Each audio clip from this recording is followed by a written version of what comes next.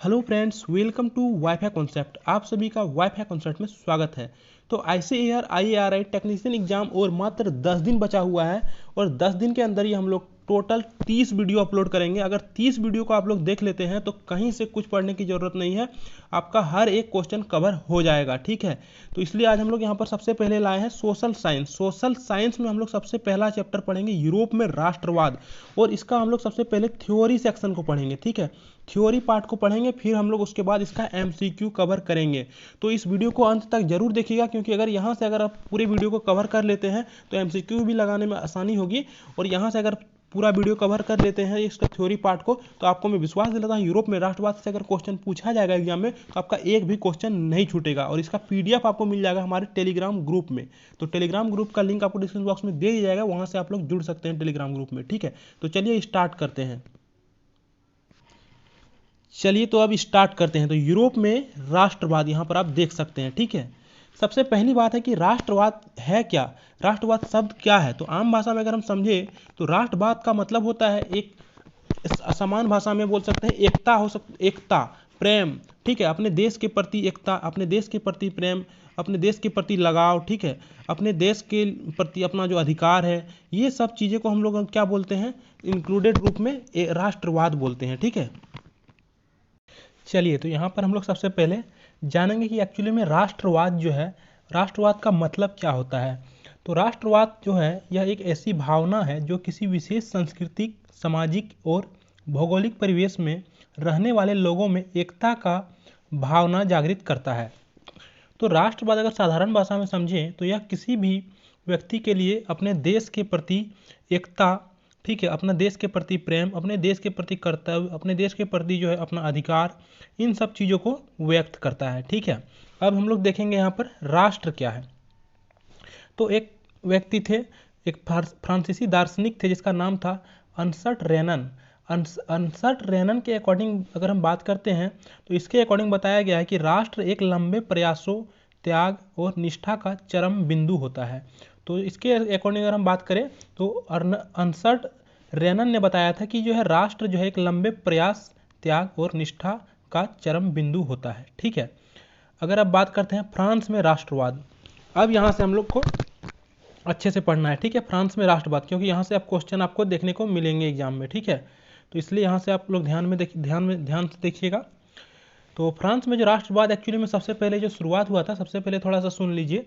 France में जो राष्ट्रवाद की शुरुआत हुआ था सबसे पहले वह 1789 में आपका शुरू हो गया था। ठीक है, और पूरे विश्व में अगर यूरोप में बात करते हैं, एक्चुअली में राष्ट्रवाद का शुरुआत कहाँ से हुआ था, यूरोप से हुआ था। ठीक है, यूरोप में एक्चुअली में क्या हुआ, देखिए यहाँ पर राष्ट्रवाद का बीजारोपण यूरोप में पुनर्जागरण के काल से ही प्रारंभ हो चुका था। ठीक है, तो राष्ट्रवाद का प्रारंभ कहाँ से हुआ, यूरोप से हुआ, और यूरोप में पुनर्जागरण काल से यह राष्ट्रवाद का प्रारंभ हुआ।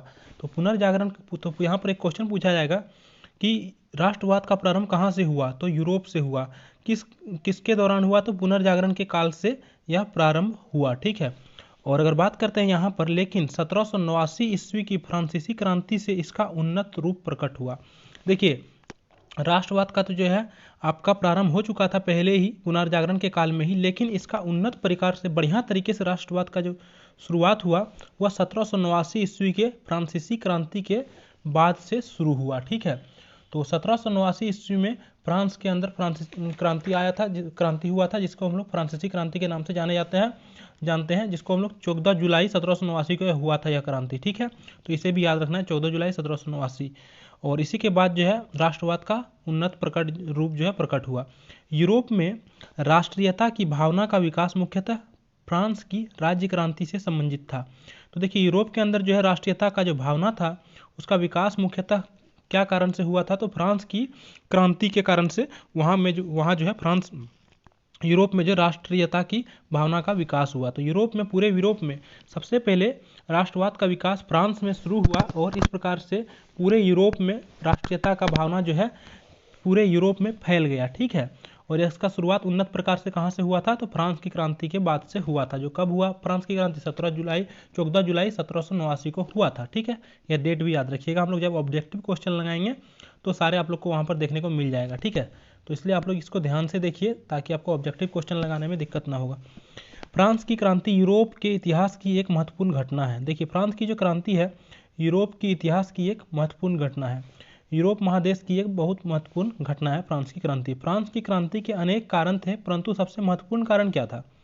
तो देखिए, फ्रांस की क्रांति के तो बहुत सारे कारण था, लेकिन जो सबसे महत्वपूर्ण कारण था वह था मध्यम वर्ग। सबसे इंपॉर्टेंट बात है कि मध्यम वर्ग के लोग जो था वह फ्रांस की राजनीतिक व्यवस्था से असंतुष्ट था। तो मध्यम वर्ग, फ्रांस के अंदर जो मध्यम वर्ग के लोग था, जैसे मध्यम वर्ग के लोग अंतर्गत हम बात करें तो जैसे वहाँ के जो लेखक था, नेता था, दार्शनिक था, ठीक है, विचारक था, ये सब लोग जो है वहाँ पर मध्यम वर्ग के अंतर्गत आते हैं। और वहाँ के जो मध्यम वर्ग के लोग थे फ्रांस के अंदर, वह वहाँ की राजनीतिक व्यवस्था जो था उससे असंतुष्ट था, जिस वजह से फ्रांस में क्रांति आया।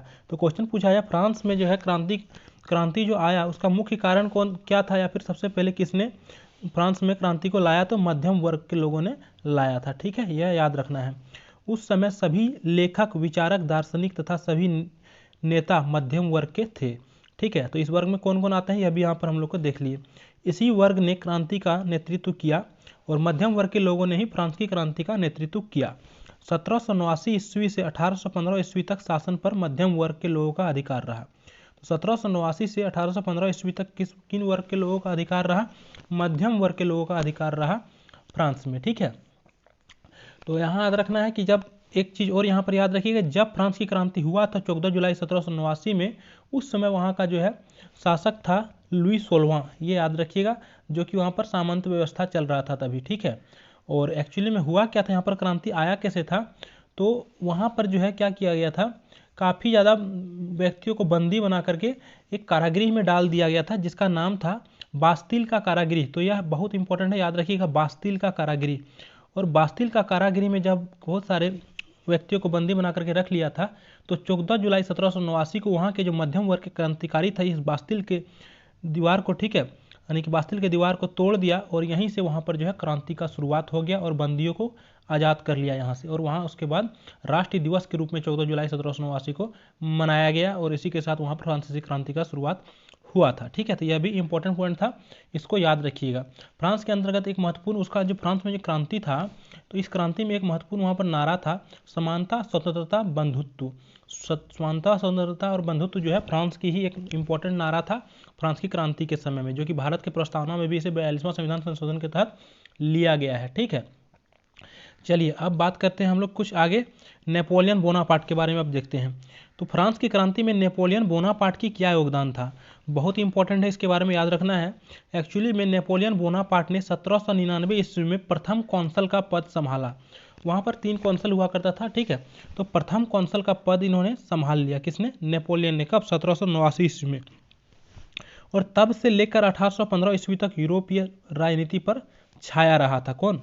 नेपोलियन। तो नेपोलियन कब से कब तक? 1799 से लेकर के 1815 तक यूरोपीय राजनीति पर छाया रहा और 1799 ईस्वी में वह प्रथम कौंसल का पद संभाला था। नेपोलियन का जन्म एक्चुअली में हुआ था 1769 ईस्वी में। और यह कहाँ पर हुआ था इसका जन्म? तो इसका जन्म हुआ था कोर्सिका द्वीप में। ठीक है, कहाँ पर? कोर्सिका द्वीप में इसका जन्म हुआ था 1769 ईस्वी में। सैनिक शिक्षा प्राप्त करने के पश्चात उसकी नियुक्ति, ठीक है, साधारण सैनिक के रूप में हुआ था। उसने सैनिक का शिक्षा लिया था और सैनिक शिक्षा लेने के बाद नेपोलियन जो है, नेपोलियन को एक साधारण सैनिक के रूप में नियुक्त किया गया। परंतु पश्चात, लेकिन उसके बाद जो है उसकी नियुक्ति साधारण सैनिक के रूप में तो हुई, परंतु अपनी योग्यता के बल पर उसने जो सेना शक्ति सीखा था उसकी योग्यता के बल पर उन्होंने वह आगे बढ़ा और एक दिन 1804 में फ्रांस की राजगद्दी पर बैठ गया। तो बहुत इंपॉर्टेंट बात है, वह धीरे धीरे जो है 1804 ईस्वी में फ्रांस की राजा यानी कि सम्राट वह बन गया। ठीक है, और फ्रांस की राजगद्दी पर बैठ गया। तो कभी भी क्वेश्चन पूछा जाए कि नेपोलियन फ्रांस की राजगद्दी पर कब बैठा था या फिर फ्रांस का सम्राट कब बना था, तो 1804 ईस्वी में फ्रांस की गद्दी पर नेपोलियन बैठ गया और उसी के बाद वहाँ पर नेपोलियन का शासन चलने लगा। ठीक है, इसी के बाद एक यहाँ पर इसने एक नियम कानून निकाला था जिसको नेपोलियन संहिता के नाम से जाना जाता है, अभी हम लोग यहाँ पर पढ़ेंगे। उसने कई सुधार फ्रांस में किया और इसके बाद कई सुधार किया इन्होंने फ्रांस में। नेपोलियन ने प्रशासन को चुस्त बनाया। सबसे पहले तो प्रशासन को वहाँ पर उन्होंने मजबूत बनाया ताकि उसके खिलाफ कोई प्रदर्शन न कर सके। ठीक है, और मजबूत बनाने के उद्देश्य से उन्होंने क्या किया, प्रांतों तथा जिलों को फिर से संगठित किया। तो प्रांत और जिला को फिर से संगठित किया और काफ़ी मजबूत वहाँ पर जो है शासन व्यवस्था को बनाया। नेपोलियन ने सभी तरह के बिखरे कानून को संग्रहित कर एक कोड का रचना किया जिसे नेपोलियन कोड के नाम से जाना जाता है। तो काफ़ी इंपॉर्टेंट है, इसे याद रखना है। नेपोलियन कोड को किसने लाया था? नेपोलियन ने लाया था। कब लाया था? तो यह भी 1804 में लाया था। ठीक है, नेपोलियन कोड को 1804 में लाया था, याद रखिएगा। ठीक है, जिसमें कि आपका नेपोलियन के द्वारा बहुत सारे अलग अलग प्रकार के कानून सम्मिलित किया गया था इस कोड के अंतर्गत। ठीक है, या फिर नेपोलियन संहिता भी बोलते हैं। ये कब आया? 1804 में आया था। बहुत इंपॉर्टेंट है, इसे याद रखना है। 1880 ईस्वी में फ्रांस में एक केंद्रीय विश्वविद्यालय की स्थापना की गई। तो फ्रांस में 1880 में केंद्रीय विश्वविद्यालय की भी स्थापना किया गया। अर्थव्यवस्था को सुधारने के लिए नेपोलियन ने कई कदम उठाए। उनमें से बैंक ऑफ एक्चुअली में यहाँ पर फ्रांस लिखना छूट गया है। ठीक है, तो बैंक ऑफ फ्रांस की स्थापना किया था इन्होंने। कब किया था? 1800 ईस्वी में। 1800 ईस्वी में 1799 में यह प्रथम कौंसल का हेड बना था और 1800 ईस्वी में इन्होंने बैंक ऑफ फ्रांस की स्थापना किया था। ठीक है, उसके बाद 1804 ईस्वी में नेपोलियन को सम्राट की उपाधि प्राप्त हुई। वह संपूर्ण यूरोप पर अपना शासन कायम करने की बात सोचने लगा और फिर फ्रांस में उसको 1804 में नेपोलियन को जो है वहाँ पर सम्राट के रूप में उपाधि मिला और उसके बाद उन्होंने फिर पूरे यूरोप में शासन करने के उद्देश्य से वह काफ़ी ज़्यादा सोचने लगा। ठीक है, फिर नेपोलियन ने इटली में ट्रांसपेंडेल गणराज्य एवं सिसेलपाइन गणराज्य तथा जर्मनी में राइन संघ की स्थापना किया। तो यह काफ़ी इंपॉर्टेंट है, कई बार यह क्वेश्चन पूछा जाता है कि जर्मनी में राइन संघ की स्थापना किसने किया था? तो यह किया था नेपोलियन ने। ठीक है, या फिर पूछा जाएगा कि राइन संघ का स्थापना कहाँ पर हुआ था? तो जर्मनी में हुआ था। स्थापना किसने किया था राइन संघ का? तो राइन संघ का स्थापना नेपोलियन ने किया था। ठीक है, आगे और हम बात करते हैं स्थापना की। इस तरह उसने इटली एवं जर्मनी के भावी एकीकरण की नींव तैयार कर दी और इस प्रकार उन्होंने इटली और जर्मनी का भी जो है एकीकरण की नींव को तैयार कर दिया। ठीक है, उसके बाद पोलैंड में राष्ट्रवादी भावना जागृत करने के लिए वर्सा की ग्रैंड डची की स्थापना हुआ। फिर पोलैंड में वह राष्ट्रवादी भावना को जागृत करना चाहता था और इस प्रकार से उन्होंने राष्ट्रवादी भावना को जागृत करने के लिए वर्साय की ग्रेट डची की स्थापना किया। ठीक है, फिर 1813 ईस्वी में इंग्लैंड, ऑस्ट्रिया और पर्सा ने मिलकर नेपोलियन को हराया था। तो 1813 ईस्वी में याद रखना है कि इंग्लैंड, ऑस्ट्रिया और पर्सा ये तीनों देश ने मिल करके, ऑस्ट्रिया, पर्सा और इंग्लैंड ने मिल करके, ठीक है, नेपोलियन को हराया तथा उसे बंदी बना लिया और एल्वा नामक एक द्वीप पर भेज दिया था। तो याद रखना है किन देशों ने मिल करके 1813 में इसे हराया था नेपोलियन को? तो नेपोलियन को जो है हराया था आपका 3 देशों ने मिल करके, इंग्लैंड, ऑस्ट्रिया और पर्सा ने मिल करके नेपोलियन को हराया था और हराने के बाद इसे कहाँ भेज दिया गया? तो इसे भेज दिया गया था, नेपोलियन को हराने के बाद कहाँ पर भेज दिया गया था? एल्वा के द्वीप पर भेज दिया गया था। ठीक है, यह कब हराया था? 1813 में हराया था। ठीक है, यह भी याद रखना है। चलिए फिर अब आगे हम बढ़ते हैं। आगे की अगर बात करते हैं तो आगे हम लोग यहाँ पर देखेंगे। फिर हारने के बाद ये जब भाग गया, इसको ले गया था एल्वा द्वीप पर। ठीक है, एल्वा नामक द्वीप पर। तो क्या हुआ वहाँ पर? फिर इसे मौका मिलने पर क्या हुआ? नेपोलियन वहाँ से भाग निकला और भाग कर फिर फ्रांस आ गया। तो उसके बाद 1815 ईस्वी में फिर से एक युद्ध होता है जिसका नाम है वाटरलू का युद्ध। वाटरलू का युद्ध होता है कब? तो यह युद्ध होता है 18 जून 1815 को। ठीक है, किसके किसके बीच? तो वही मित्र देशों के बीच जो है आपका इंग्लैंड, ऑस्ट्रिया, पर्सा और इसी के बीच, किसके बीच? नेपोलियन के बीच। इसमें फिर से नेपोलियन के पूर्ण रूप से पराजय होता है और उसके बाद उसे पकड़कर सेंट हेलेना द्वीप में भेजा जाता था। सेकेंड बार जब पराजय हुआ तो इसे सेंट हेलेना द्वीप में भेज दिया गया। पहला बार जब पराजय हुआ था तो उसे एल्वा द्वीप में भेजा था। ठीक है, रखा गया, जहाँ पर से 6 वर्ष के बाद उसकी मृत्यु हो गया था, यानी कि उसकी मृत्यु हो गया 6 वर्ष के बाद 1821 में। ठीक है, इसके बाद फ्रांस की राजगद्दी जो है फिर से वहाँ के पुराने राजवंशों को मिला, यानी कि वहाँ के पुराने राजवंश जो कि था बुर्बो वंश। कौन सा वंश था? बुर्बो वंश। ठीक है, तो बुर्बो वंश था पहले से ही, लेकिन जो है नेपोलियन के आने के बाद वहाँ पर जो बुर्बो वंश को हटा दिया गया था, लेकिन फिर से नेपोलियन को हरा दिया गया तो फिर वहाँ पर बुर्बो वंश की स्थापना हुआ।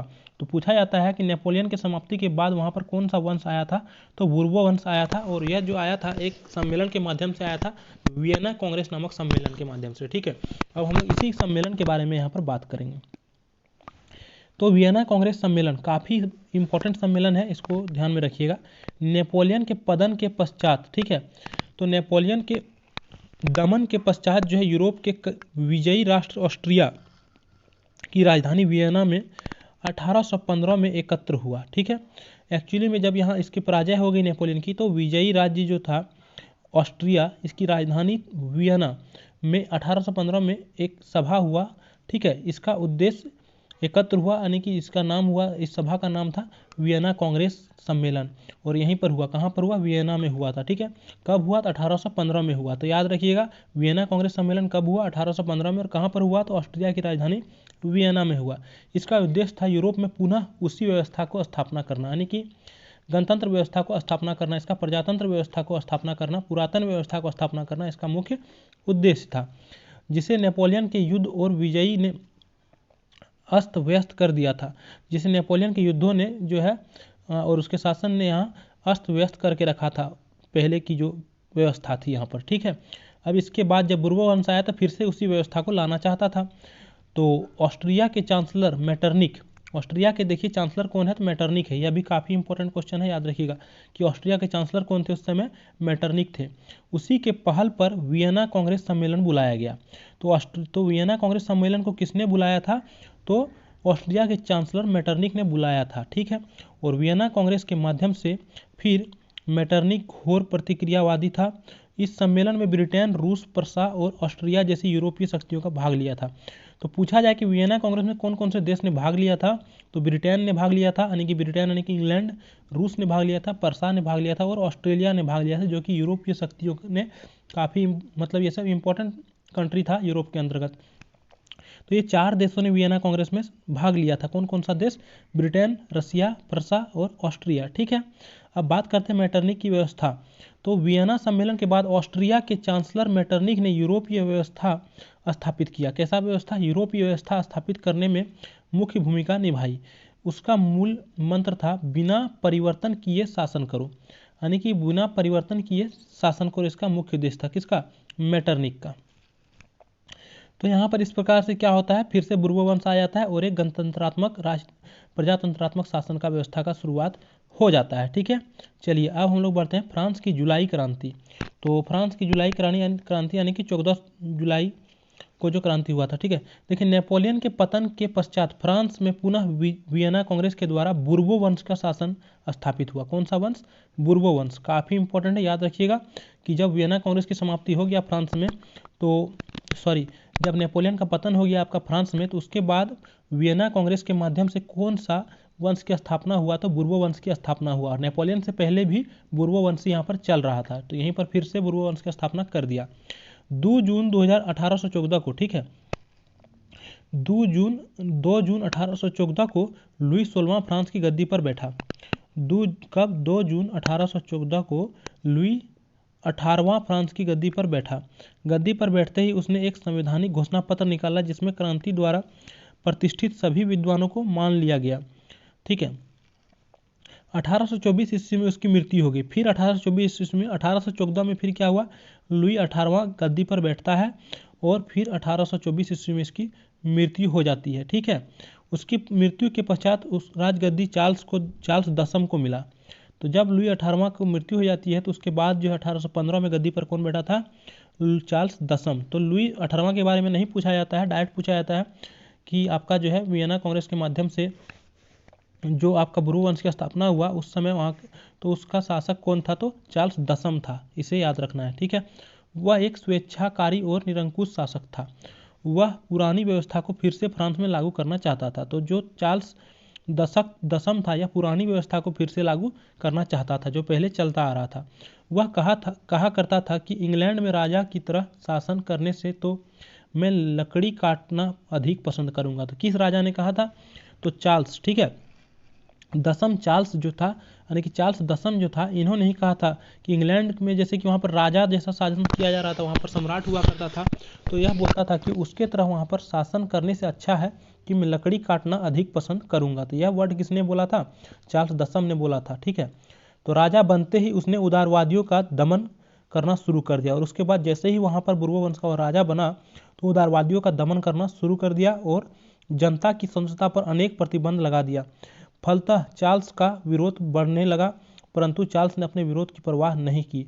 और फिर इस प्रकार जो है यहाँ पर चार्ल्स का, लेकिन एक्चुअली में प्रजातंत्र की शासन की व्यवस्था का उद्देश्य से आपका जो है इसको बैठाया था, ठीक है, और गणतंत्र व्यवस्था के उद्देश्य से इसको बैठाया था, लेकिन यहाँ पर इन्होंने फिर से पुरानी सिस्टम को लाना चाहता था और काफ़ी ज़्यादा इन्होंने प्रयास किया, जिसके खिलाफ काफ़ी ज़्यादा प्रतिबंध भी काफ़ी ज़्यादा विरोध भी हुआ, ठीक है। तो इन्होंने जब बहुत सारी चीज़ों पर, जनता के स्वतंत्रता पर प्रतिबंध लगाने लगा, तब यहाँ पर जो है चार्ल्स दसम के विरोध में आदमी जो है आने लगे, ठीक है। फिर परंतु चार्ल्स ने विरोध की परवाह नहीं की। जब विरोध की परवाह नहीं किया तो अंततः क्या हुआ, 1830 में उसने पोलिग्नैक नामक एक कट्टर प्रतिक्रियावादी को अपना प्रधानमंत्री नियुक्त किया, ठीक है। देखिए इसके बाद क्या किया उन्होंने, चार्ल्स दसम ने 1830 में ही एक पोलिग्नैक नामक एक कट्टर प्रतिक्रियावादी को अपना प्रधानमंत्री नियुक्त किया, ठीक है। तो पूछा जाएगा आपसे कि चार्ल्स दसम ने किसे अपना प्रधानमंत्री नियुक्त किया था, तो पोलिग्नैक नामक व्यक्ति को नियुक्त किया था, जो कि एक कट्टर प्रतिक्रियावादी था, ठीक है। देखते देखते विद्रोह की अग्नि सारे फ्रांस में फैल गई और धीरे धीरे सारे विद्रोह जो है सारे फ्रांस के अंदर फैल गया। फिर 26 जुलाई 1830 को रात भर पेरिस क्रांति के नारों से गूंजता रहा। फिर 26 जुलाई 1830 को पूरे रात भर जो है पेरिस क्रांति हुआ और पेरिस क्रांति के नारों से गूंजता रहा।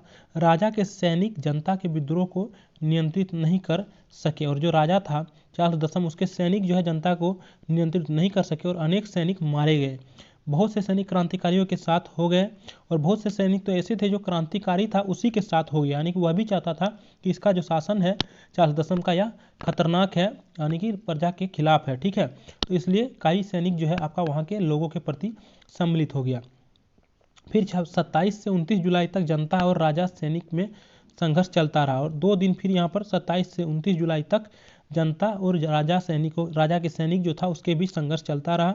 ये 3 दिन फ्रांस के इतिहास में गौरवशाली दिन कहलाते हैं। जनता ने पेरिस पर अधिकार प्राप्त कर लिए। जनता ने फिर से पेरिस पर क्या कर लिया, अधिकार प्राप्त कर लिया। इस प्रकार से काफ़ी ज़्यादा विरोध करने के बाद और राजा की पराजय यहाँ पर हो गई। तो चार्ल्स दसम जो राजा था इसकी पराजय हो गया यहाँ पर, ठीक है। और अंत में चार्ल्स दसम को 31 जुलाई को पेरिस छोड़कर इंग्लैंड भागना पड़ा। और चार्ल्स दसम को फिर कब जो है आपको पेरिस को छोड़ना पड़ा, तो फ्रांस की राजधानी पेरिस को 31 जुलाई को उसको छोड़ना पड़ा था। 31 जुलाई 1830 को छोड़ना पड़ा और उसे फिर इंग्लैंड भागना पड़ा। इसके बाद यहाँ पर पूर्ण रूप से प्रजातंत्र की स्थापना हो गया था, यानी कि 1830 के बाद यहाँ पर जो है एक, एक्चुअली में हम लोग बोलेंगे यहाँ पर एक संवैधानिक शासन का व्यवस्था यहाँ पर शुरू हो गया। 1830 ईस्वी की क्रांति जुलाई में आरंभ हुई थी, ठीक है। कब हुआ था, 1830 ईस्वी की क्रांति जुलाई में आरंभ हुआ था और इसलिए इसे जुलाई क्रांति के नाम से जाना जाता है, ठीक है, जो जुलाई में आरंभ हुई थी। तो जुलाई क्रांति कब हुआ था, 1830 में हुआ था, यह भी याद रखना। किस राजा के खिलाफ हुआ था, चार्ल्स दसम, इसलिए इसे जुलाई क्रांति भी कहते हैं। इस क्रांति के बाद फ्रांस में बुर्बो राजवंश का अंत हो गया। और बुर्बो राजवंश का अंत जो है किस क्रांति के माध्यम से हुआ था, जुलाई क्रांति 1830 के माध्यम से बुर्बो राजवंश के पूर्ण रूप से यहाँ पर समाप्ति हो गया। कब, 1830 में। तो बुर्बो राजवंश की समाप्ति कब हुआ, 1830 में हुआ। अब देखो, आर्लेयंस वंश की लुई फिलिप को राजगद्दी सौंपी गई। उसके बाद यहाँ पर एक नया वंश का निर्माण होता है 1830 में। उस वंश का नाम क्या है, आर्लेयंस वंश। आर्लेयंस वंश जिसकी जो है की आपका शुरुआत होता, उसके बाद 1830 के बाद आर्लेयंस वंश की यहाँ पर स्थापना होता है और वहाँ पर जो आर्लेयंस वंश के शासक बनता है उसका नाम है लुई फिलिप। तो लुई फिलिप आर्लेयंस वंश के शासक बनता है और इस प्रकार से फिर वहाँ पर उन्होंने सत्ता को संभालता है। मेटरनिक के कथानुसार जब फ्रांस छींकता है तो बाकी यूरोप सर्दी जुकाम हो जाता है, ठीक है। तो यह काफ़ी इंपॉर्टेंट कथन है कि जब फ्रांस छींकता है तो बाकी यूरोप को सर्दी जुकाम हो जाता है। यह वर्ड किसने कहा था, तो मेटरनिक ने कहा था। मेटरनिक कौन था, ऑस्ट्रेलिया के चांसलर था। अब बात करेंगे हम लोग यूनान की स्वतंत्रता संग्राम। यूनान की स्वतंत्रता संग्राम के बारे में बात करेंगे, ठीक है। तो देखिए 1453 ईस्वी में सुल्तान मोहम्मद द्वितीय ने पूर्वी रोमन साम्राज्य पर आक्रमण करके उसकी राजधानी कस्तुनतुनिया पर अधिकार कर लिया और तुर्की साम्राज्य की स्थापना किया। तो तुर्की साम्राज्य की स्थापना कैसे हुआ, 1853 ईस्वी में सुल्तान मोहम्मद द्वितीय ने, किसने, याद रखना है, सुल्तान मोहम्मद द्वितीय ने कब, 1453 ईस्वी में। 1453 ईस्वी में सुल्तान मोहम्मद द्वितीय ने पूर्वी रोमन साम्राज्य पर आक्रमण किया था। किस पर, पूर्वी जो रोमन साम्राज्य था उस पर आक्रमण किया और उसके बाद जो है करके उसकी राजधानी जो कस्तुनतुनिया था उस पर अधिकार कर लिया और पूर्ण रूप से फिर यहाँ पर तुर्की साम्राज्य की स्थापना कर दिया। तो तुर्की साम्राज्य की स्थापना कब किया? 1453 में सुल्तान मोहम्मद द्वितीय के खिलाफ आक्रमण करके, ठीक है, और कुस्तुनतुनिया पर अधिकार इस प्रकार से करके फिर तुर्की साम्राज्य की स्थापना किया था। बात करते हैं यूनान की एक प्राचीन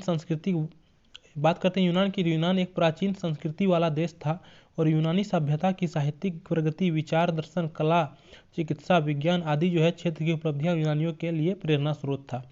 तो यूनान के अंतर्गत ये सब चीज़ें आपको देखने को मिला था, विचार, दर्शन, कला, चिकित्सा, विज्ञान का इंपॉर्टेंट ये सब चीज़ें जो यहाँ पर देखने को मिला था। नोट में अगर बात करते हैं 18वीं शताब्दी से तुर्की की शक्ति कमज़ोर पड़ने लगी और 18वीं शताब्दी के बाद जो है यहाँ पर तुर्की की शक्ति कमज़ोर पड़ने लगी, उसे यूरोप का मरीज कहा जाने लगा।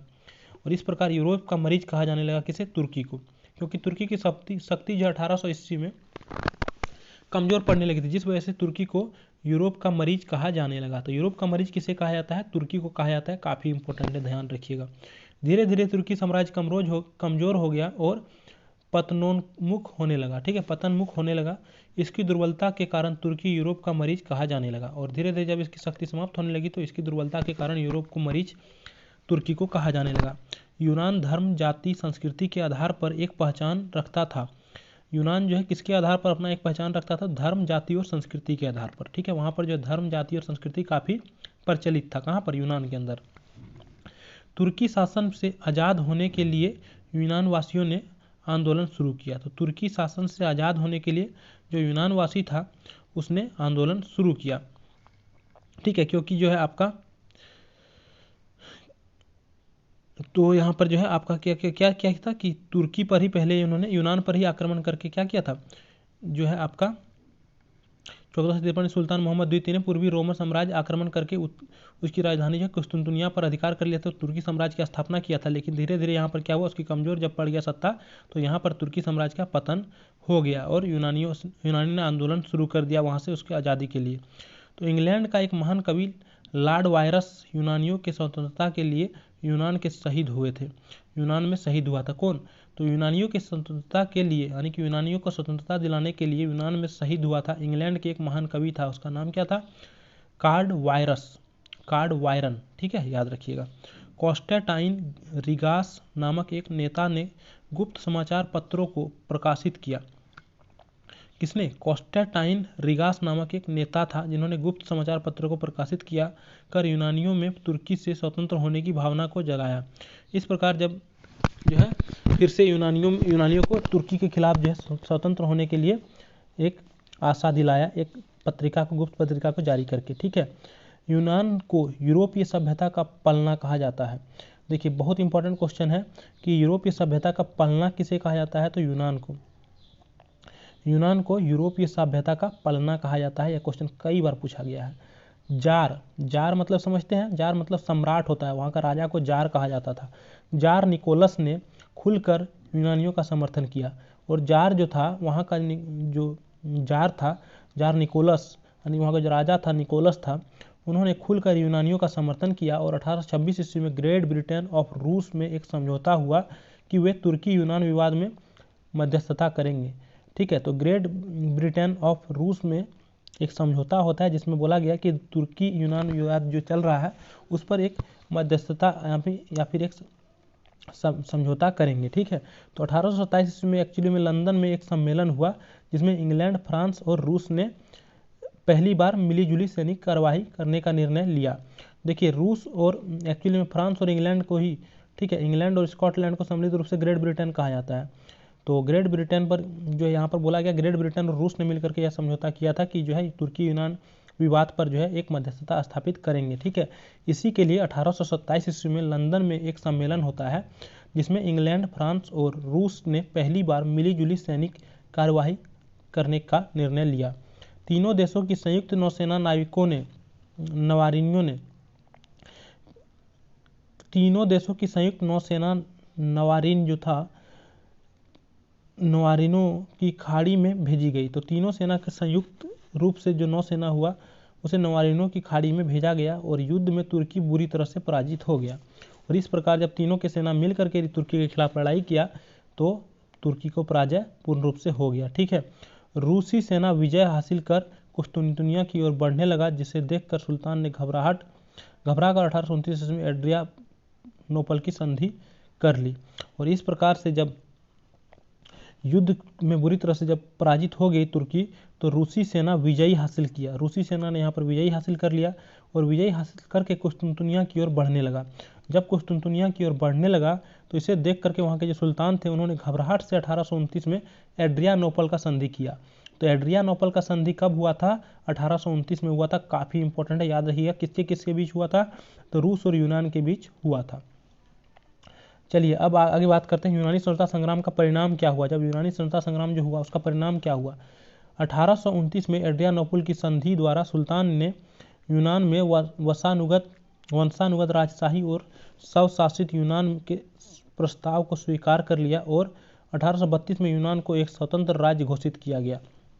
इस प्रकार जो है यूनानी स्वतंत्रता संग्राम के परिणाम स्वरूप जब 1829 में एड्रियानोपल का संधि हुआ तो इस संधि में वहाँ के जो सुल्तान था उन्होंने यूनान में वंशानुगत राजशाही करना चाहा और स्वशासित यूनान के प्रस्ताव को स्वीकार कर लिया। इस प्रकार 1832 में यूनान को एक स्वतंत्र राज्य घोषित हुआ था। कब? 1832 में। कब यूनान को स्वतंत्रता कब मिला या फिर स्वतंत्र राज्य उन्होंने कब घोषित किया? 1832 में किया। काफ़ी इंपॉर्टेंट है, याद रखिएगा। कुस्तुनतुनिया के संधि के द्वारा स्वतंत्र यूनान राष्ट्र की स्थापना हुई। तो किसके द्वारा एक स्वतंत्र यूनान राष्ट्र की स्थापना हुई? कुस्तुनतुनिया के संधि के माध्यम से। कब हुआ था? 1832 में। 1832 में ही कुस्तुनतुनिया की संधि हुआ और इसी संधि के माध्यम से जो है आपका यूनान एक स्वतंत्र राष्ट्र बना। तो यूनान स्वतंत्र राष्ट्र कब बना? तो 1832 में बना। ठीक है, चलिए अब आगे बात करते हैं। अब फिर से यहाँ पर फ्रांस की क्रांति के बारे में और थोड़ा सा हम लोग यहाँ पर पढ़ेंगे। तो 1848 की क्रांति के बाद, ठीक है, 1848 में क्रांति होता है। इसके बाद लुई फिलिप वहाँ पर फ्रांस का सम्राट बन जाता है।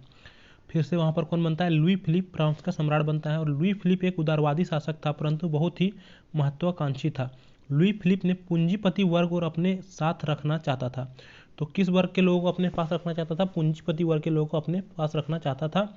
और उसकी सरकार को धनिकों के लिए और धनिकों के द्वारा संचालित सरकार कहा जाने लगा। तो लुई फिलिप का जो सरकार था, कैसी सरकार थी? धनिकों के लिए और धनिकों के द्वारा संचालित सरकार था।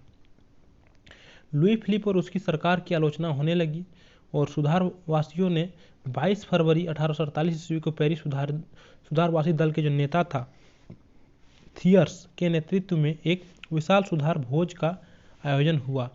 लुई ने इस पर रोक लगाया, यानी कि ये जो सुधार आंदोलन चलाना चाहता था इस पर रोक लगा दिया गया। और क्रोधित होकर के जनता ने राजमहल को घेर कर शवों के साथ प्रदर्शन किया। तो वहाँ पर राजमहल को घेर लिया और वहाँ पर काफ़ी ज़्यादा उन्होंने प्रदर्शन करना शुरू किया। किन्होंने? सुधारवादी दल ने।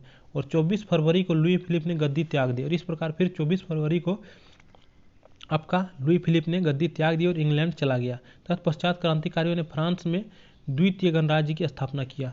और इस प्रकार जो है फिर फ्रांस ने द्वितीय गणराज्य की स्थापना किया। कब? 1948 में।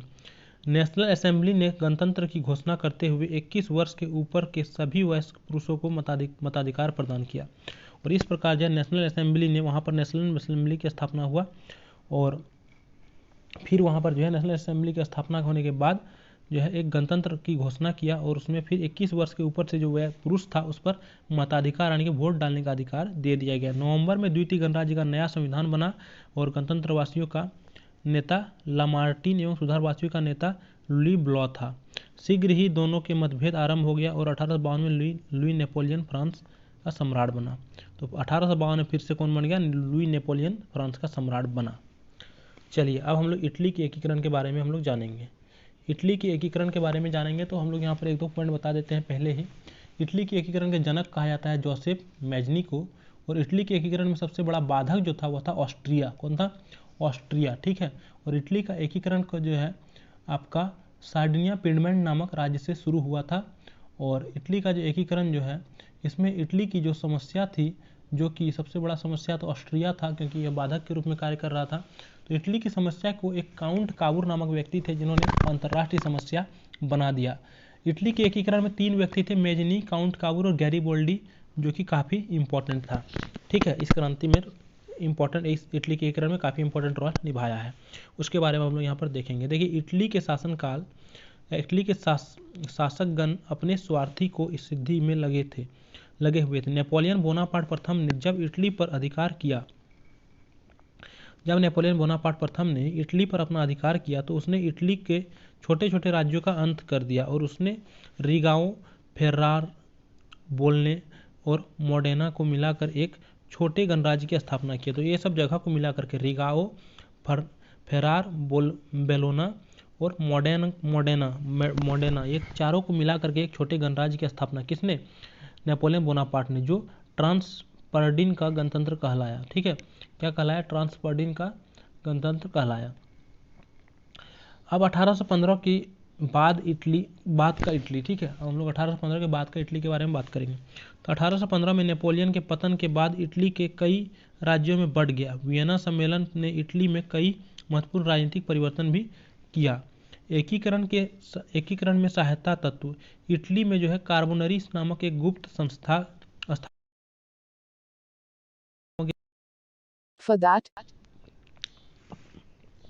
याद रखना है, ये जो कार्बोनरी संस्था की स्थापना कहाँ पर हुआ? इटली में, जो कि एक वहाँ पर एक गुप्त संस्था थी। ठीक है, उसके बाद जिसका उद्देश्य क्या था? विदेशियों को इटली से बाहर करना तथा संवैधानिक स्वतंत्रता प्राप्त करना। ठीक है, इसका उद्देश्य क्या था? कार्बोनरी संघ जो था या संस्था था, जो कि आपका एक इटली के एकीकरण में महत्वपूर्ण इंपॉर्टेंट संस्था था, जिसका स्थापना इटली के एकीकरण के दौरान किया गया था।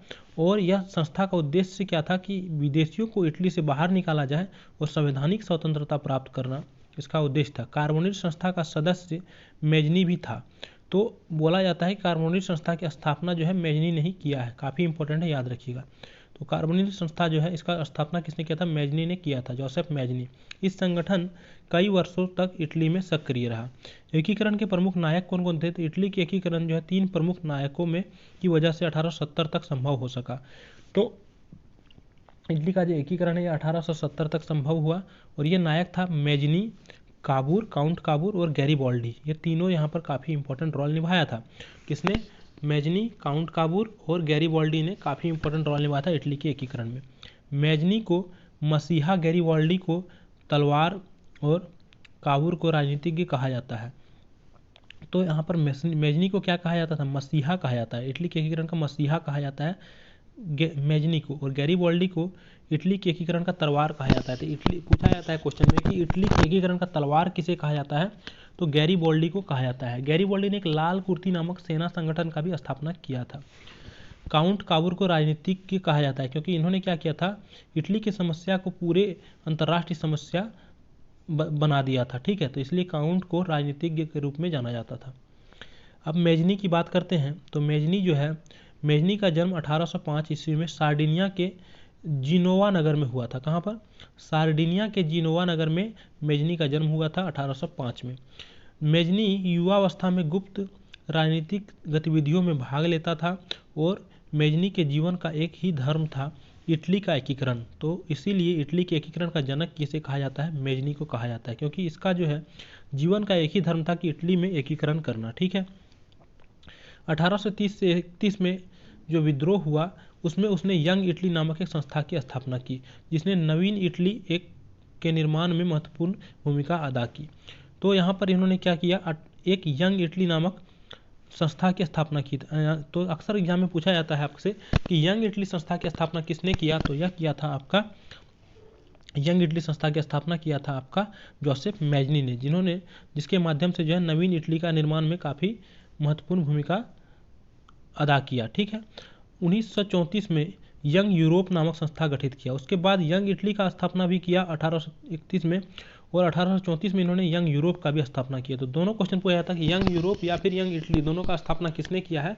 तो जोसेफ मेजनी ने किया है। ठीक है, संस्था संगठित कर यूरोप के अन्य देशों में चल रहे राष्ट्रीय आंदोलन को भी प्रोत्साहित किया, और ये दोनों संस्था की स्थापना करके जो भी अन्य देश में जो है राष्ट्रीय आंदोलन चल रहा था, अपने राष्ट्र के प्रति जो आंदोलन चल रहा था उसको भी प्रोत्साहित किया। ठीक है, यंग यूरोप के सदस्य युवा थे। यंग यूरोप जो था, यानी कि यंग यूरोप जो था इस संस्था, इसके अंतर्गत जो भी सदस्य थे वो काफ़ी युवा जनित सदस्य थे।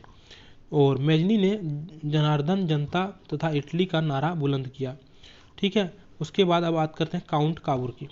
ठीक है, और यहाँ पर एक चीज़ और ध्यान रखना है आपको, आपका इसके बारे में, जेमिनी के बारे में, कि उसने एक नारा दिया था कि यदि समाज में क्रांति लानी हो तो क्रांति का नेतृत्व युवाओं के, नवयुवकों के हाथों में दे दो। ठीक है, यह नारा दिया था आपका किसने, जोसेफ मेजनी ने, क्योंकि इन्होंने यंग इटली और यंग यूरोप की स्थापना इसीलिए किया भी था। ठीक है, अब बात करते हैं काउंट काबूर। काउंट काबूर जो है काफ़ी एक इम्पोर्टेंट व्यक्ति थे, क्रांतिकारी थे आपका इटली के एकीकरण के। और काउंट काबूर का जन्म 1819 में हुआ था। 1850 में काउर सार्डिनिया के राजा विक्टर इमैनुअल का कृषि, व्यापार तथा नौ शक्ति का मंत्री बना। तो काउंट जो है सार्डिनिया के राजा बन गया। 1850 में जो है काबूर सार्डिनिया के राजा जो था विक्टर इमैनुअल का कृषि, व्यापार तथा नौ शक्ति का मंत्री बना। तो सार्डिनिया के 1850 ईस्वी में जो सार्डिनिया के राजा था वह, उसका नाम था विक्टर इमैनुअल। सार्डिनिया के राजा जो कि आपका इटली के इंपॉर्टेंट राज्य सार्डिनिया था, उसका राजा जो था विक्टर इमैनुअल था। और उसने जो है काउंट काबूर को कृषि, व्यापार तथा नौ शक्ति मंत्री बना लिया। ठीक है, तो ये तीनों मंत्री याद रखना है, कौन कौन सा मंत्री बनाया था, कृषि, व्यापार और नौ शक्ति मंत्री। 1852 में वह प्रधानमंत्री बन गया। और उसके बाद 1852 में फिर से वह जो है आपका प्रधानमंत्री बन गया। कौन, तो काउंट काबूर 1852 में इटली का प्रधानमंत्री बन गया, यानी कि इटली सार्डिनिया का प्रधानमंत्री बन गया। उसने देश की आर्थिक स्थिति को सुदृढ़ बनाया और वाणिज्य व्यवस्था के उन्नत के लिए विशेष प्रबंध किया। तो उन्होंने काफ़ी ज़्यादा देश के लिए जो चीज़ें हैं उसको सुदृढ़ बनाया। उसके बाद उन्होंने काफ़ी इंपॉर्टेंट इस तरह से रोल निभाया। ठीक है, उसके बाद आता है गैरीबाल्डी। गैरीबाल्डी का जन्म हुआ था 1807 में और वह पेशे से एक नाविक था। तो काफ़ी बार क्वेश्चन पूछा गया कि गैरीबाल्डी पेशे से क्या था, तो पेशे से एक नाविक था। और मेजनी और काबूर के समान वह भी एक समान राष्ट्रवादी था। तो मेजनी और काबूर जैसे कि एक महान राष्ट्रवादी था, उसी प्रकार गैरीबाल्डी भी एक महान राष्ट्रवादी था। वह एक महान लड़ाकू था और तलवार के बल पर इटली का एकीकरण करना चाहता था। तो इसीलिए जो है आपका इटली का तलवार किसे कहा जाता है, तो गैरीबाल्डी को कहा जाता है, क्योंकि उन्होंने तलवार के बल पर इटली का एकीकरण करना चाहा था। वह एक राष्ट्र प्रेमी था। 1833 ईस्वी में वह मेजनी के सहयोग से इटली में गणराज्य स्थापित करने के उद्देश्य से एक षड्यंत्र कर रहा था। सरकार को इसका पता चल गया और वह कैद कर लिया गया, पर वह कैद से भागकर अमेरिका चला गया और 1848 में वह फिर इटली वापस आ गया। शेष इटली का एकीकरण विक्टर इमैनुअल ने किया था। उसके बाद जो बच गया था उसका एकीकरण किसने किया, विक्टर इमैनुअल ने किया, जो सिडमेंट का वहाँ कौन था, शासक था। परसा ने 1870 में रोम पर आक्रमण कर दिया। और परसा जो है इन्होंने क्या किया, 1870 में रोम पर आक्रमण कर दिया और फ्रांस ने रोम से अपनी सेना बुला ली। जब फरसा ने आपका रोम के ऊपर आक्रमण कर दिया गया, इटली के जो रोम शहर था वहाँ पर क्या किया, परसा ने आक्रमण कर दिया। और जब रोम पर आक्रमण हुआ तो वहाँ पर जो फ्रांसीसी सैनिक था उसको रोम से फ्रांस ने बुला लिया। इसका फायदा उठाकर इमैनुअल ने क्या किया, रोम पर आक्रमण कर उस पर अधिकार प्राप्त कर लिया। ठीक है, उसके बाद क्या किया, उसके बाद क्या हुआ कि इसका फायदा उठाकर के इमैनुअल ने रोम पर आक्रमण कर उस पर अधिकार प्राप्त कर लिया। रोम को स्वतंत्र और संयुक्त इटली की राजधानी बनाया गया। तो स्वतंत्र और संयुक्त इटली का राजधानी बनाया गया किसे, रोम को। जर्मनी का एकीकरण अब बात करेंगे। ठीक है, जर्मनी के एकीकरण की बात करते हैं तो जर्मनी भी इटली की भांति 19वीं शताब्दी के आरंभ में एक भौगोलिक अभिव्यक्ति मात्र था। वहाँ निरंकुश और प्रतिक्रिया जर्मनी 300 छोटे छोटे राज्यों में बढ़ गया था। तो जर्मनी जो है पहले जो है 300 छोटे राज्यों में बढ़ गया था और वहाँ पर एक निरंकुश शासक चल रहा था। ठीक है, तो जर्मनी का राष्ट्रवाद का उदय जो हुआ, जर्मनी के एकीकरण की पृष्ठभूमि के निर्माण का श्रेय जो है वह नेपोलियन बोनापार्ट को दिया गया। यानी कि जो जर्मनी है उसका एकीकरण का जो मुख्य श्रेय जाता है वह नेपोलियन बोनापार्ट को जाता है। तो काफ़ी इंपॉर्टेंट है, याद रखिएगा कि जर्मनी एकीकरण का मुख्य श्रेय किसे जाता है, तो नेपोलियन बोनापार्ट को जाता है, क्योंकि उसने 1806 ईस्वी में जर्मनी प्रदेशों को जीतकर राइन संघ की स्थापना निर्माण किया था और यहीं से जर्मन लोगों में राष्ट्रवाद का उदय हुआ। तो याद रखना है कि राइन संघ जो था, राइन संघ की स्थापना किसने किया था, तो यह स्थापना किया था नेपोलियन बोनापार्ट ने। कहाँ पर इसका स्थापना किया था, जर्मनी में किया था। ठीक है, जर्मनी में राइन संघ का स्थापना नेपोलियन बोनापार्ट ने किया था, जिसके बाद जर्मनी के लोगों में राष्ट्रवाद का उदय हुआ। जर्मनी के एकीकरण में सहायक जो है फ्रैंकफर्ट संसद। फ्रैंकफर्ट संसद काफ़ी इंपॉर्टेंट है, याद रखिएगा कि फ्रैंकफर्ट संसद की स्थापना कब हुआ था, 1848 में हुआ था, जिन्होंने जर्मनी के एकीकरण में सहायता किया। ठीक है। फ्रांसीसी क्रांति ने जर्मन राष्ट्रवाद को भड़का दिया। देखिए, जब फ्रांसीसी क्रांति हुआ तो उसने क्या किया, फ्रांसीसी क्रांति ने जर्मन के जो राष्ट्रवाद था, यानी कि जो राष्ट्र के प्रति जिसको प्रेम था, उसको भड़का दिया। दूसरी ओर मेटरनिक युग का अंत हो चुका था, यानी कि जो मेटरनिक युग था उसका अंत हो चुका था, और जर्मन जो है आपका जर्मन राष्ट्रवादियों ने पुराने संसद की सभा को फ्रैंकफर्ट में बुलाया गया, जहां यह निर्णय हुआ कि प्रसा का शासक फ्रेडरिक विलियम जर्मन राष्ट्र का नेतृत्व करेगा। कहाँ का? जर्मन राष्ट्र का नेतृत्व कौन करेगा? प्रसा के शासक करेगा। कौन? Frederick William. समस्त जर्मन राज्यों को एकीकृत किया जाएगा तथा लोकतांत्रिक, संवैधानिक और राजत्व के शासन सिद्धांत को अपनाया जाएगा। परंतु फ्रेडरिक ने उस व्यवस्था को मानने से इनकार कर दिया, क्योंकि वह ऑस्ट्रियाई संघर्ष से बचना चाहता था, और कुछ दक्षिणी राज्यों से ने भी प्रस्ताव का समर्थन नहीं किया। फलतः असेंबली भंग हो गया, और यहाँ पर जो फ्रैंकफर्ट संसद की जो असेंबली था यह भंग हो गया।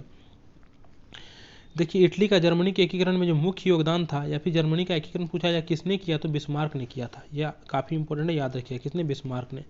ओटो वन बिस्मार्क इसका पूरा नाम है, जिसका जन्म हुआ था 1812 ईस्वी में ब्रेडनबर्ग में। वह प्रख्यात राष्ट्रवादी और कूटनीतिज्ञ था। कौन? बिस्मार्क। वह 1862 ईस्वी में प्रसा का प्रधानमंत्री बना। तो प्रसा का प्रधानमंत्री कब बना था बिस्मार्क? तो 1862 ईस्वी में। बिस्मार्क जर्मन एकीकरण के लिए सैन्य शक्तियों के महत्व को समझाता था, अतः उससे रक्त और तलवार को नीति अपनाई थी। तो रक्त और तलवार की नीति को किसने अपनाया था, या पूछा जाए कि रक्त और लोह नीति को किसने अपनाया था, या फिर ब्लड और आयरन नीति को किसने अपनाया था, तो बिस्मार्क ने अपनाया था। याद रखना है, काफी इंपॉर्टेंट क्वेश्चन है। अंत में बिस्मार्क को जर्मन का राष्ट्रीय एकीकरण करके प्रसा के राजा को जर्मनी का सम्राट बनाने में सफलता मिली। इसके लिए उन्हें 3 युद्ध लड़ना पड़ा था। तो आपको जो है जर्मन का एकीकरण करने के लिए उसको टोटल कितना युद्ध लड़ना पड़ा था, तो 3 युद्ध लड़ना पड़ा था, यह भी याद रखना है। ठीक है। सबसे पहला युद्ध था डेनमार्क का युद्ध। डेनमार्क के साथ युद्ध लड़ा उन्होंने। किसने? तो बिस्मार्क ने ऑस्ट्रिया के साथ मिलकर 1864 में सेल्सविग और हॉल्स्टीन राज्यों के मुद्दे को लेकर डेनमार्क पर आक्रमण कर दिया। तो डेनमार्क पर आक्रमण किया किसने? बिस्मार्क ने किया। जर्मन के मुख्य क्रांतिकारी बिस्मार्क ने किया, और यह ऑस्ट्रिया के साथ मिल करके डेनमार्क पर आक्रमण कर दिया, और इस प्रकार से जो है सेल्विक अधिकार प्राप्त कर लिया। सेल्सविग जो राज्य था उस पर अधिकार प्राप्त किया, तथा हॉल्स्टीन ऑस्ट्रिया को मिला। ठीक है, और हॉल्स्टीन को ऑस्ट्रिया को दे दिया। ऑस्ट्रिया के साथ फिर अब युद्ध हो गया। 1865 में ऑस्ट्रिया के साथ युद्ध किया। पहला किया आपका डेनमार्क के साथ, और दूसरा जो इन्होंने कर लिया ऑस्ट्रिया के साथ युद्ध। तो 1865 में, ठीक है, आपका 1865 में इन्होंने क्या किया? ऑस्ट्रिया के साथ युद्ध किया। 1865 में गैस्टीन की विराम संधि द्वारा अस्थायी व्यवस्था निश्चित हुई। बिस्मार्क ने अपनी कूटनीति से फ्रांस, रूस, इंग्लैंड पर अपनी ओर मिला लिया। तो उसके बाद क्या किया इन्होंने? बिस्मार्क ने क्या किया? जब ऑस्ट्रिया से आपका लड़ाई होना था 1866 में, तो बिस्मार्क ने कूटनीति से फ्रांस को, रूस को और इंग्लैंड को, जो शक्तिशाली देश था, इसको अपनी ओर मिला लिया। और 1866 में ऑस्ट्रो प्रसा युद्ध हुआ, यानी कि ऑस्ट्रिया और प्रसा के बीच युद्ध हुआ। ठीक है, जिसे कहा जाता है कौन सा युद्ध? तो यह युद्ध का नाम था आपका सेडान का युद्ध। ठीक है, सेडान का युद्ध कहा जाता था, और जिसमें ऑस्ट्रिया की पराजय हुआ था। किसमें? ऑस्ट्रिया की पराजय हुआ था। तो सेडान का युद्ध कब हुआ? 1866 में। किसका पराजय हुआ? इसमें ऑस्ट्रिया का पराजय हुआ। किसका विजय हुआ? तो प्रसा का विजय हुआ। 23 अगस्त 1866 में फिर से क्या हुआ? एक प्राग संधि हुआ, और प्राग संधि द्वारा प्राग संधि के माध्यम से जर्मन महासंघ भंग कर दिया गया, और इसके स्थान पर 22 राज्यों का एक उत्तर जर्मन संघ स्थापित हुआ, जिसका प्रारंभ प्रसा का सम्राट बना, जिसका प्रभार जो है आपका प्रसा के सम्राट को मिला। ठीक है, तो इसके बाद जो है आपका जो हर एक राज्य 22 राज्यों का जो एक उत्तरी जर्मन संघ स्थापित किया गया। कब? प्राग के संधि के बाद, और प्राग संधि के बाद ही जर्मन संघ में मिल गया कौन? ऑस्ट्रिया। चलिए आगे अब बात करते हैं फ्रांस के साथ युद्ध। तीसरा युद्ध इन्होंने फ्रांस के साथ लड़ा। तो बिस्मार्क ने पहला युद्ध डेनमार्क के साथ, दूसरा युद्ध ऑस्ट्रिया के साथ और तीसरा युद्ध फ्रांस के साथ लड़ा था। फ्रांस के साथ जो युद्ध लड़ा 1870 से 71 में लड़ा, और इसके बाद इन्होंने प्राग की संधि के अनुसार जर्मनी के दक्षिणी राज्यों का एक, प्राग की जो संधि 1866 में हुआ था उसके अनुसार जर्मनी के दक्षिणी राज्य का एक स्वतंत्र संघ बना। ठीक है, पर्सा ने अपनी सैन्य शक्ति मजबूत कर फ्रांस को युद्ध के लिए भड़काया। ठीक है, पर्सा ने क्या किया, अपनी एक जो सैन्य शक्ति था उसको मजबूत कर लिया और उसके बाद फ्रांस पर जो है फ्रांस को युद्ध करने के लिए भड़का दिया। इसी प्रकार क्या हुआ, 1870 में फ्रांस का शासक जो था नेपोलियन उन्होंने पर्सा के विरुद्ध युद्ध की घोषणा कर दिया। कब, 1870 में। और 1870 में ही एक युद्ध होता है, फ्रांसीसियों की जबरदस्त हार हुई। इस युद्ध में फ्रांसीसियों की जबरदस्त हार हो जाती है। ठीक है, इस युद्ध में फ्रांसीसियों की जबरदस्त हार हो जाती है और इस प्रकार नेपोलियन तृतीय ने यहाँ पर इस समर्थन कर दिया। ठीक है, 1873 में ही 1870 में नेपोलियन तृतीय ने समर्पण कर दिया। ठीक है, उसके बाद आपका 1871 में फ्रैंकफर्ट की संधि होता है और यह जो युद्ध हुआ था आपका फ्रांस और पर्सा के बीच में, इस युद्ध को क्या नाम दिया गया था, तो सेडान का युद्ध दिया गया था। 1870 में हुआ था और इस युद्ध का नाम था सेडान का युद्ध। लेकिन जो 1866 में युद्ध लड़ाया गया था उस युद्ध का नाम था सेरेजोवा का युद्ध।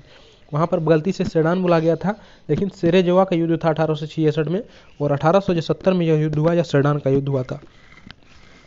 और इस युद्ध के बाद 1871 में फ्रैंकफर्ट की संधि हुआ। तो पूछा जाता है कि फ्रैंकफर्ट की संधि कब हुआ था, तो 1871 में हुआ था। ठीक है, दक्षिणी राज्य उत्तरी जर्मन महासंघ में मिल गया और इस प्रकार जो है जर्मन का एकीकरण हो गया।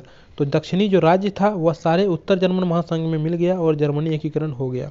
18 जनवरी 1871 को वर्साय के शीश महल में विलियम प्रथम को जर्मनी का सम्राट घोषित कर दिया। और इस प्रकार जर्मनी की एकीकरण जब हो गया तो 18 जनवरी 1871 को वर्साय के शीश महल में विलियम प्रथम को जर्मनी का सम्राट घोषित कर दिया गया। तो शीश कहाँ पर जो है विलियम प्रथम को जो है 1871 में सम्राट घोषित किया गया जर्मनी का, तो शीश महल, वर्साय के शीश महल में। और इसे कैंसर की उपाधि से विभूषित किया गया। ठीक है, कौंसल की उपाधि से विभूषित किया गया। इस प्रकार जर्मनी का एकीकरण सैन्य शक्ति के बल पर हुआ। तो जर्मनी का एकीकरण कैसे हुआ, लड़ाई करके हुआ, सैन्य शक्ति के बल पर हुआ। ठीक है, तो यहाँ पर जितने भी इम्पोर्टेंट थ्योरी वाला पार्ट था यूरोप में राष्ट्रवाद से, वो सारे यहाँ पर कवर हो चुका है।